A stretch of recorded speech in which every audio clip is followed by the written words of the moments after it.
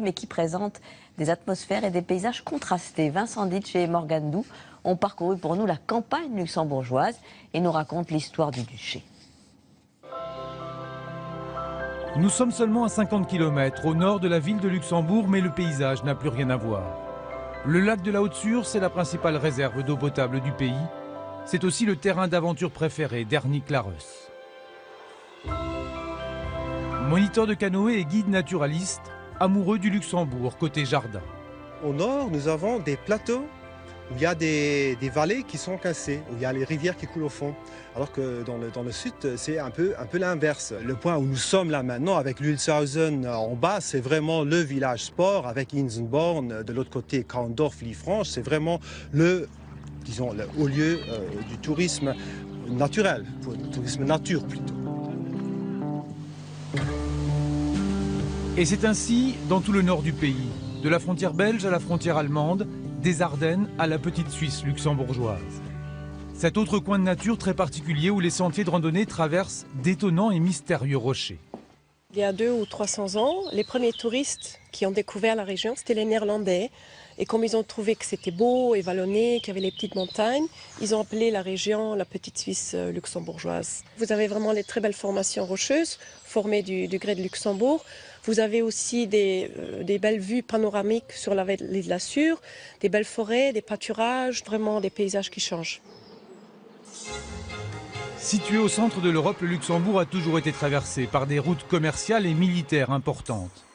Comme en témoignent les 76 châteaux forts encore visibles aujourd'hui à travers le pays. Le plus impressionnant, le château de Vianden. Fortifié petit à petit depuis le IVe siècle, pour finalement être complètement rénové il y a 30 ans par l'État luxembourgeois. C'est un château fort en tout cas. C'est pas un château comme vous avez des châteaux en France avec des jardins et tout ça. C'est un château fort, c'est un château militaire. C'est le monument le plus visité de Luxembourg avec 150 000 visiteurs par an. Comme en France, au Luxembourg, il y a le nord et le sud. Et comme en France, le sud de Luxembourg, c'est un peu le soleil et les vacances. La mer ici, c'est la Moselle. Pascal Tritz y est capitaine de croisière depuis 35 ans. C'est le cadre qui veut ça. Déjà le cadre de la rivière, ensuite les commerces alentours. Dès qu'il fait beau, tout le monde arrive à Rémiche. Ça a toujours été comme ça depuis 20 ou 30 ans. Dès qu'il fait beau, il y a beaucoup de monde sur la ville de Rémiche.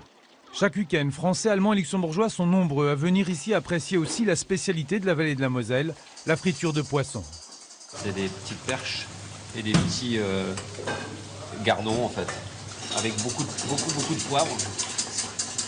Qui se marie bien avec les vins locaux. Les vins de Moselle. Mathis Bastian et sa fille Anouk en produisent 90 000 bouteilles par an. Riesling, Auxerrois, Pinot, Chardonnay, des cépages adaptés à cette terre et ce climat très au nord de l'Europe. Grâce à la Moselle qui nous donne quelques degrés de plus par rapport par exemple à la ville de Luxembourg, et ça joue énormément. Donc déjà si eux ils ont de la neige, nous on n'en a pas. Ça on le voit plus près. Il faut juste regarder autour de nous, maintenant partout, vous regardez bien la vallée qui est bien protégée par les vents de l'Est, il y a les forêts qui nous protègent par ces vents. On est vraiment dans ce microclimat qui est très typique pour cultiver la vigne. Les viticulteurs français, luxembourgeois et allemands dont les vignes se succèdent tout au long des 400 km de la Moselle viennent de créer un label européen pour mieux faire connaître leur terroir, tout un symbole au pays des 3 frontières et de Schengen. Et c'est la fin de ce zoom sur le Luxembourg. La semaine prochaine, eh bien, nous reviendrons en France pour découvrir à Paris l'un des plus célèbres symboles architecturaux de notre pays, c'est la Tour Eiffel. Dès 18h, vous n'oubliez pas 7 à 8, présenté par Harry Roselmack, et je vous retrouve juste après pour le journal de 20h. Bon après-midi sur TF1, à tout à l'heure.